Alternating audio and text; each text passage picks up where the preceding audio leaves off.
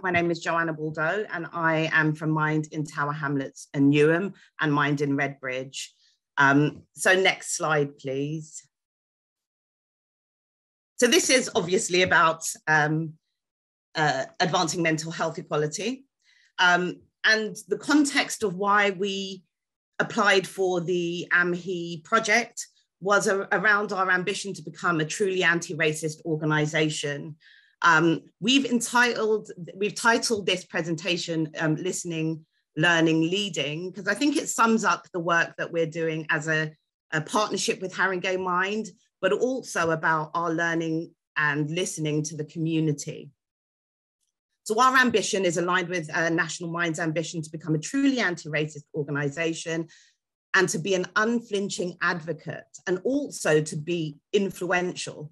So we are not just taking the approach of supporting people with mental health, but it's how we influence for change and advocate when we see that people are experiencing inequalities.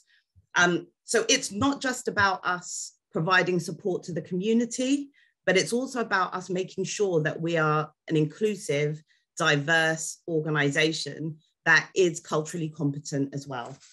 Okay, next slide, thank you. So just to give you a little bit of an overview about Mind in Tower Hamlets and Newham, we work in two of the most diverse boroughs in London. And we worked with over 6,000 people during the pandemic. And we saw a widening health gap for people from minoritized communities and increasingly for women who identified as African and South Asian and also Muslim. So as for most charities, the last 18 months has been a huge challenge. But what we have experienced, and not only did we see the impact of COVID, but also the impact of racial injustice globally. And even though we all know that racism impacts the day-to-day lives of people of color across all systems and structures, the global pandemic, the impact of the murder of George Floyd created conversations that should have been happening a long time ago. And as an organisation, we knew that. And even though we're a diverse organisation, 60% of our staff are from Black and minority communities, and 60% of our clients accessing our services also reflect the community that we work within. We knew that it was really important for us to be intentional about the work that we did. And our journey towards becoming an anti-racist organisation started with listening. So this is an opportunity, and it was an opportunity for us to transform the way we delivered, but also ensure that our organisation was culturally competent. Next slide, please. Excuse me, I'm a little bit nervous. So this is Mind in Tower Hamlets' journey map towards becoming an anti-racist organisation. In February, just before the pandemic, we became a member of an organisation called Citizens UK.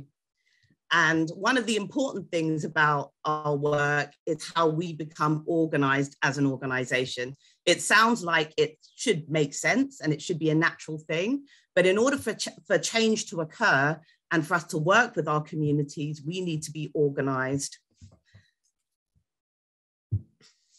So with the Black Lives Matter protests and murder of George Floyd, we knew that it impacted our staff. So not only were our staff delivering services remotely from their homes, but they were also impacted by the pandemic and also the murder of George Floyd. And part of our approach was to have a listening campaign with our staff and our clients about racial injustice, how it impacted them in their personal lives, also in their professional lives as well. One of the things that came out of the listening that we did around racial injustice in the mental health system was a real need for staff to develop how to be an ally. Now, it wasn't an easy process that we went through. The journey maps sound like it looks like it's an easy process, but we really had to delve deep into some of the injustices internally that our staff felt, but also what our clients were experiencing and what we did with that. So I think it was a change for us to start with listening, because traditionally charities are focused on fixing. They're really the fixers in society, or the saviors. And so listening was a very different approach. It came with the understanding that we didn't know all of the answers. We didn't have solutions. And for an organization, that can be challenging, because we're supposed to be the experts, but it really flipped the work that we're doing with racialized and marginalized communities on its head, because we started with them. So our model of listening, if we go to the next page, so our journey map ends in September 2022. So this year, we are working towards truly becoming an anti-racist and anti-discriminatory organization, where our staff and clients can walk in to our building or to our service and be supported, where they can be their authentic self, where we influence for change, and we make sure that the services that they are accessing, as far as possible and within our influence, also incorporate their faith, gender, identity into their recovery. Next page, please. So Mind in Haringey, so I'm going to talk a little bit about our partnership. So for Mind in Haringey, tackling inequality has always been a key priority. And once again, they experienced during the pandemic the urgent need for health inequalities to be addressed across their borough. And Haringey is one of the most diverse boroughs, just like Tower Hamlets and Newham. And that's why the partnership was a really good fit. Next page, please. So Mind in Haringey's journey started in 2018, and they've engaged with local faith groups and grassroots organizations. They've been involved in, they've had a Young Black Men's project in 2019 that started, and they've had a real focus over the last 2 years around BAME inequalities. And they've created peer support groups, a project which we really want to learn from, the Young Black Men's Project and the Brothers Safe Space, for young Black men to come together and talk about their mental health and be supported. And that's one of the reasons why the partnership works really well, because in Tower Hamlets and Newham, we don't have projects specifically for young Black men, and they're a demographic that's not necessarily accessing our organization. Next page, please. So Haringey Mind are focusing on young Black men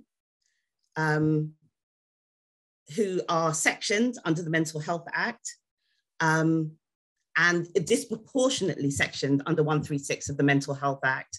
So they have data that has been provided to them by the local NHS trust, which identifies that young Black men are 40% more likely to be detained and sectioned and arrested under Section 136.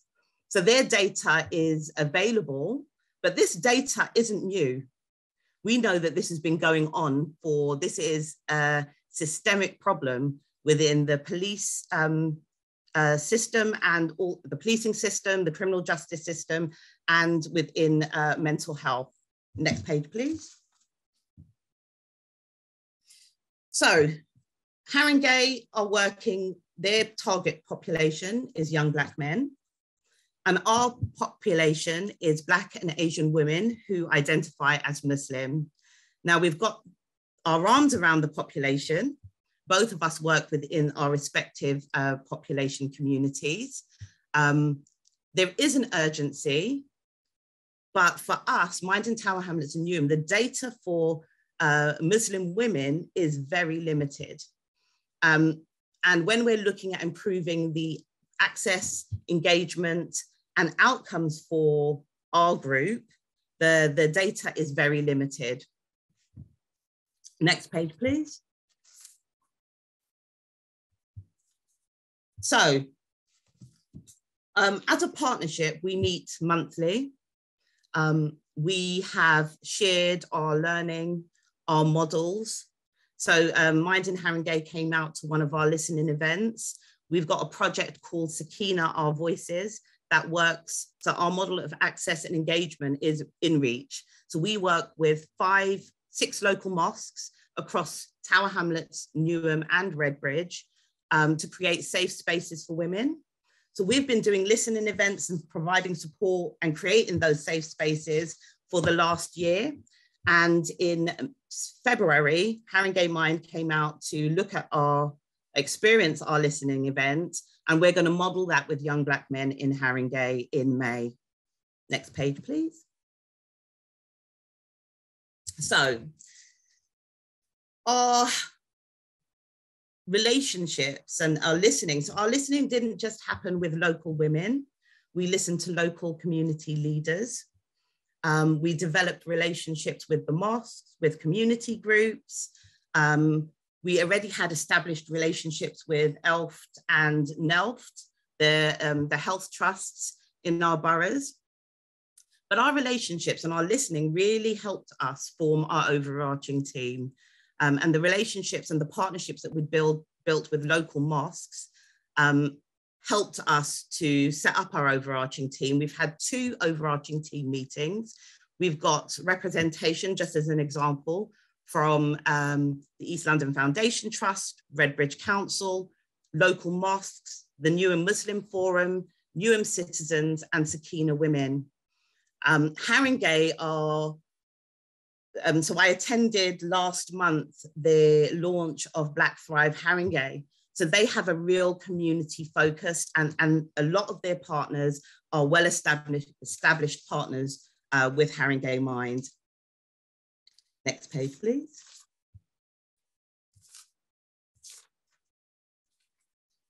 So for Mind in Tower Hamlets and Newham, and for Mind in Haringey, our model, so we've almost, with Psycha, we were having these discussions, and it's been a little bit of a challenge for both local minds who are strong deliverers to get our head around the AMHE model. And well, while we're strong deliverers and we see a problem and we try to create a solution, we've almost done that in reverse. So we've got a model of listening and learning and building leaders within the community. So our model to listen not only to our clients and our communities, but also to our staff, and to create safe spaces for people to share their experiences. So as an example, what's come out of our listening with our Sakina project women. So we listened to over 100 women who access our project. Some of the inequalities they experience.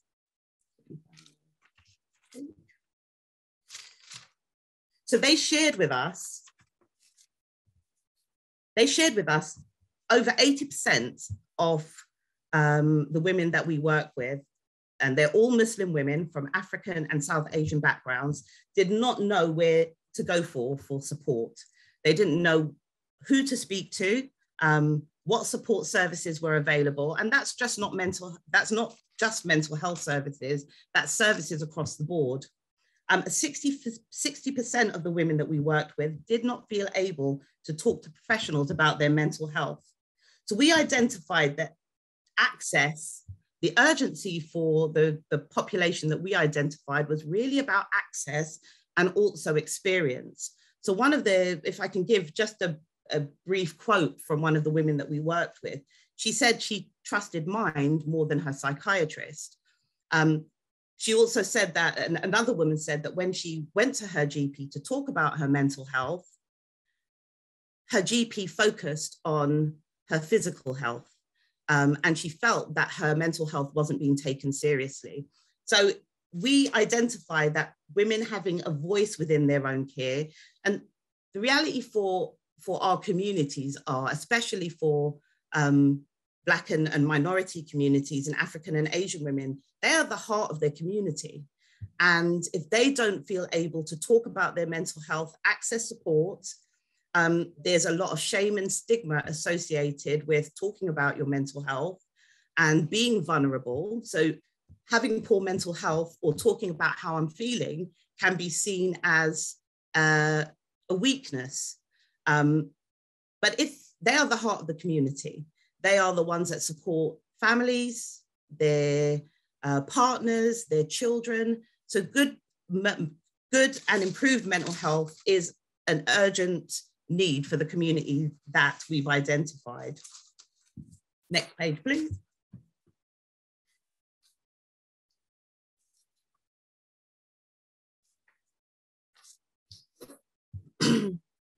So the AMHE project fits perfectly with the work that we're trying to do. And while we are quite organic about the way that we're working with Muslim women and the mosques, what we're aiming to do and what AMHE is helping us do is really formulate a model, engage with our local community, and bring everyone together to create a solution or solutions and a model of working for Muslim women. So our ambition, and AMHE helps us work towards that ambition, is to prioritize racial equality in everyday tasks and processes within the organization.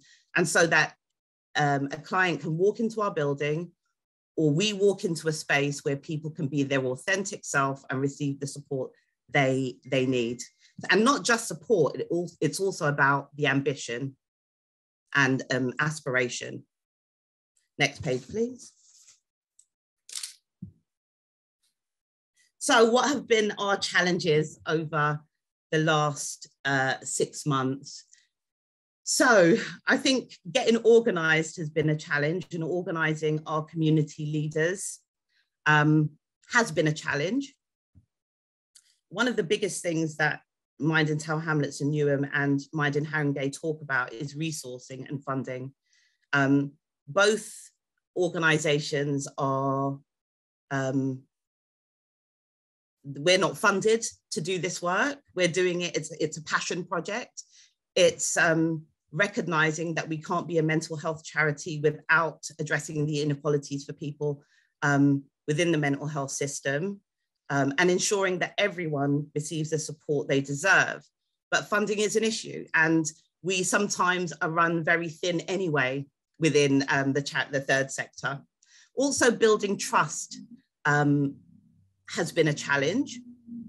It has taken, for Mind in Tower Hamlets and Newham, it's taken a lot of time, investment into local communities and local leaders for the mosques, for example, to work with us. And the success is that we have 6 groups working and being delivered within the mosques. And that's a new approach for us. And those sessions, the sessions that we deliver, use faith and build faith as a resource and a mechanism for recovery. So one of the groups, as an example, they do a prayer circle, which is really mindfulness. Now, in traditional mental health services, that would be frowned upon. It's not necessarily something that's incorporated into mental health services. So we are an organization that supports other people to access statutory services.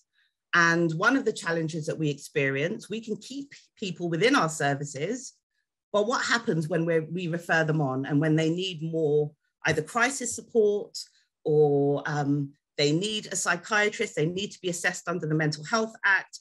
What happens then when we support people to access these services? Are those services culturally competent? And we've certainly had some feedback from the women that we've worked with that there are barriers still. So we can support them to get to the right service. However, that service may not encourage them and allow them to be their authentic self. Time and manpower, as I've already mentioned, but also data sources. Now, that's been a real challenge for Mind in Tower Hamlets and Newham because there is limited data around Muslim women. But I think one of the things that we are doing is building that data through the project that we're delivering. Now, this project was funded by National Mind through the Racial Equity Fund. And that's one of the concerns that we have as an organization, is that racial equity in mental health isn't funded well. And so we have generic funding pools. That's previously how it was.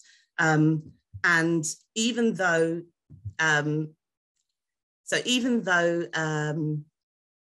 funding has come up for racial equity in services and for organizations, it's still very limited.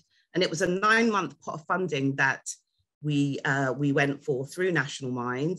But one of the challenges is this work needs to be funded in order for us to have long-lasting change and to really make an impact in the mental health system.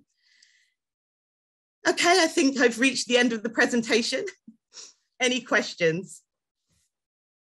I'm really sorry, I get really nervous.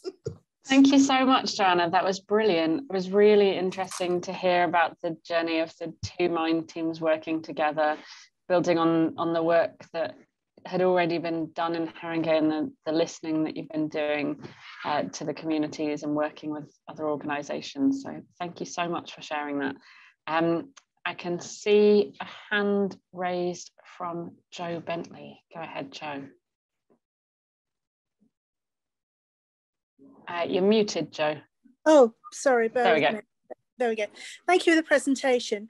There was something that caught my attention in what you were saying towards the end, which was about how you had, maybe I misunderstood, but how you'd incorporated some mindfulness to support mental health, and that was something that tended to be frowned on in that community. Was that correct? Did I hear that correctly?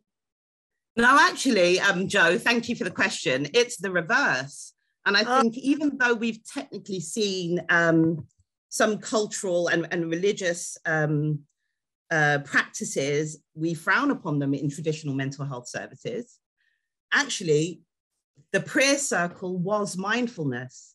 And so we didn't have to introduce mindfulness into the project. The women introduced that themselves through prayer. And so it was affirmation. So the circle, each group ended with the circle sharing a prayer or something that they're grateful for in that moment. And that's a mindfulness practice. So it was quite interesting for us to go in, we go in sometimes teaching practices when in fact it's validating that the women have their own practices that work for them. Well, that's wonderful, because what I wanted to add was I've done some work specifically with mental health chaplains in hospital trusts in the Northwest, mental health trusts. And I've found at the very beginning, when I've addressed a group of mental health chaplains, of which there's been every form of a religion and faith group presented, there has been some resistance, but actually, as I'm sure you do, we can point out that every religion has its own contemplative tradition. And once you've got that over to people and they understand, then they really welcome it and benefit. So I'm really pleased to hear your group took that on board.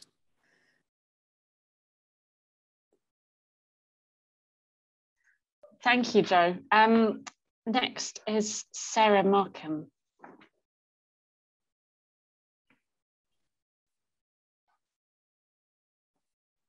Sorry, so it took me a while to unmute. Kudos to you for all the brilliant and dedicated work and passionate work you're doing.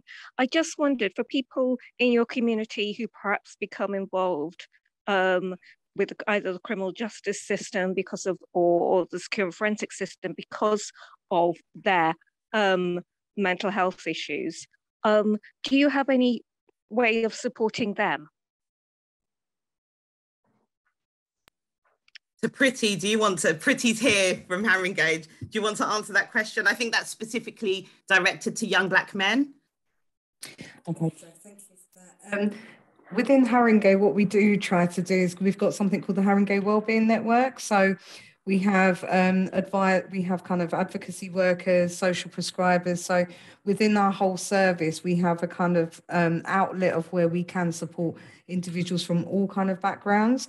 So that service in itself will then try to make sure that they can find the appropriate organisations that work with those particular young men.